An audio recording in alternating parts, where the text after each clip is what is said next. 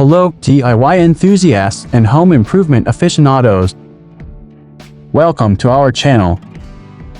Today, we're embarking on a home renovation journey, and our focus is on laying sheet vinyl flooring.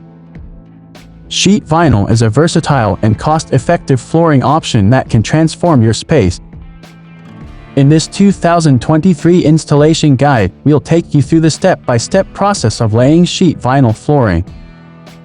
Let's dive right in. Segment 1: Tools and Materials.